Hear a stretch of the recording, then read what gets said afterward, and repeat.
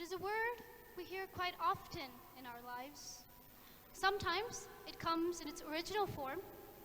Sometimes it comes as the word standard or usual.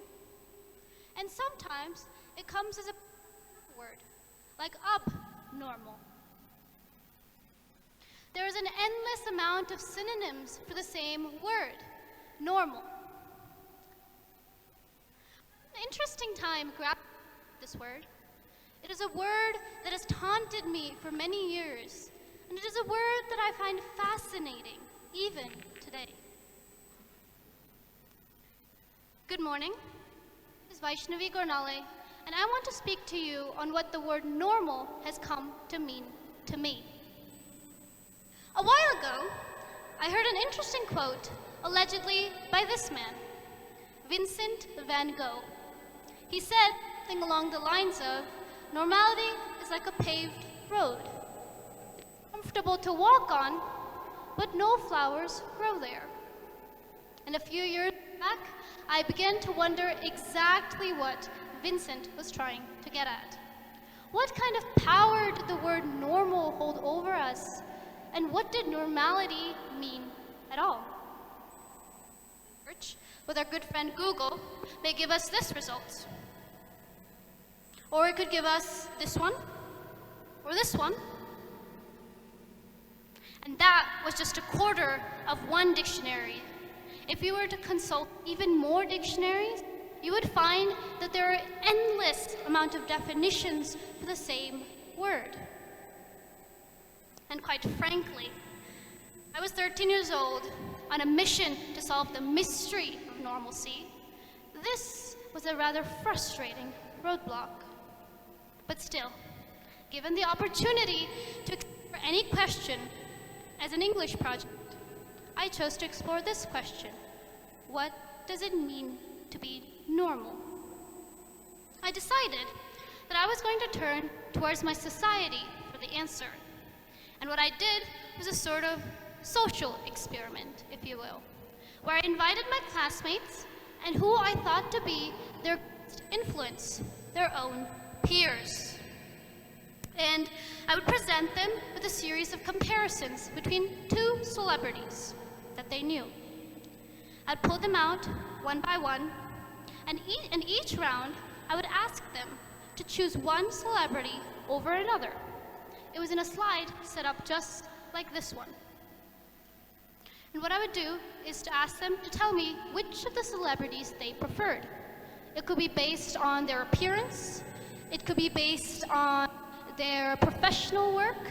It could be based on quite literally anything of their choosing.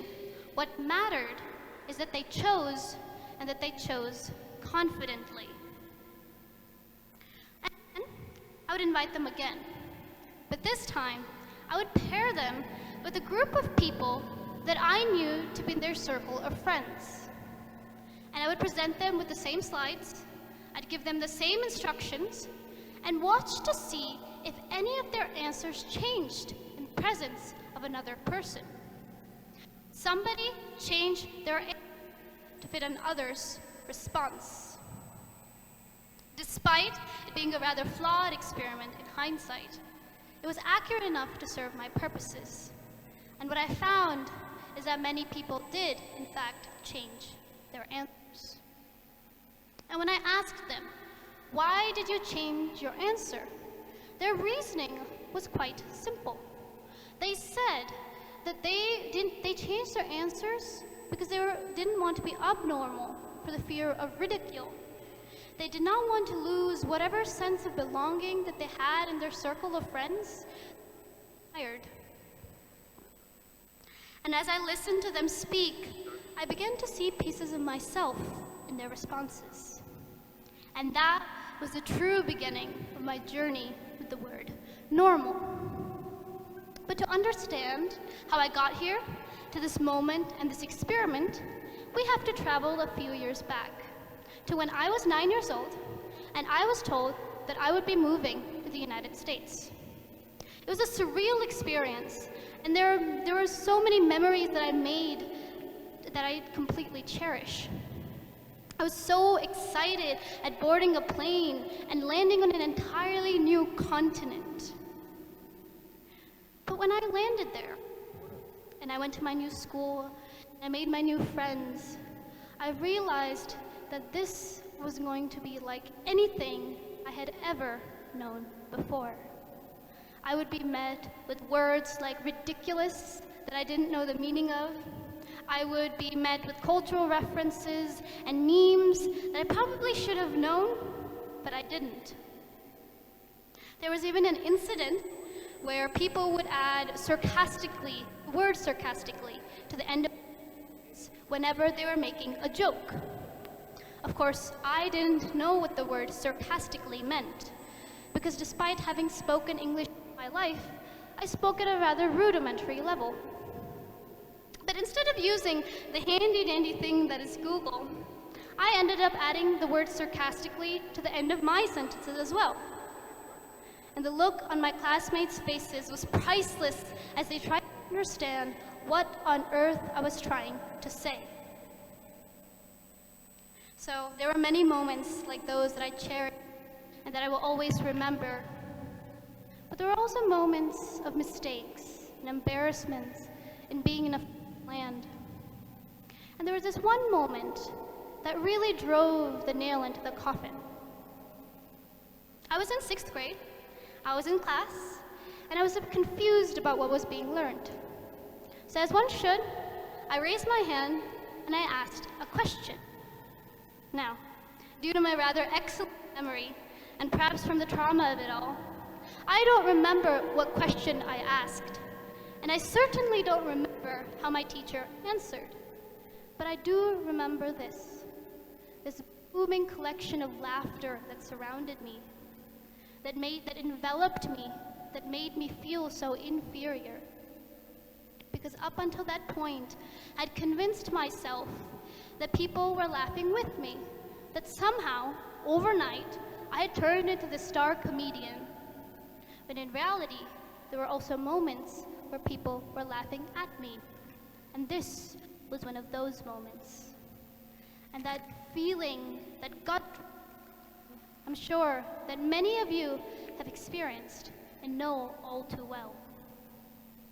So from that moment on, I decided that I was going to do everything in my power to be normal and to never experience moments like those again. I would dress like other people. I would laugh when others did, even if I didn't find that joke all that enjoyable. And I would even try to find reasoning in other people's opinions, even if deep down I knew that I completely disagreed with them. I did not want to be judged. I did not want to be watched. I did not want to be anything out of the ordinary. But as time passed, I began to wonder if I could truly gain the sense of stability that I desperately wanted if I were just to become the average person. And of course, being me, I had to try to find a way to calculate this normality.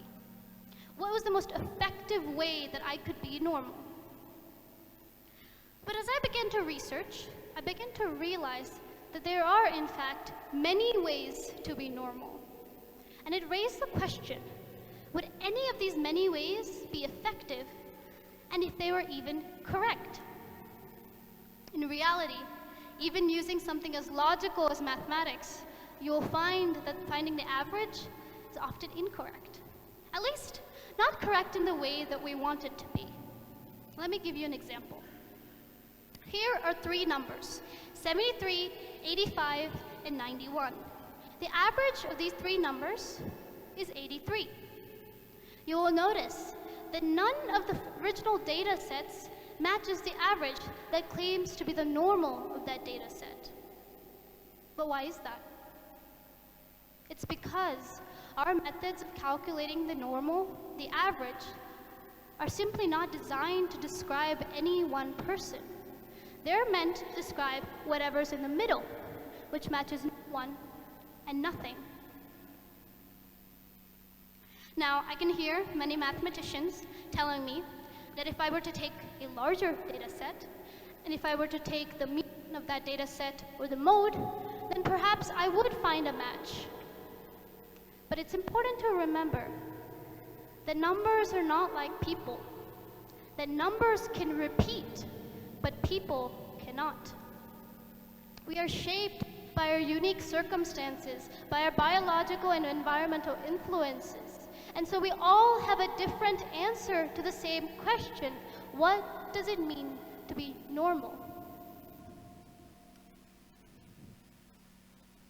So if there's one conclusion that we can all come to, the one conclusion that I came to after all of these months of research, it was that not only are there many definitions to the word normal, there is no definition to the word normal. And that was a profound learning for me. So, 2 years after my 6th grade, I was in 8th grade when I did that social experiment that I spoke of in the beginning.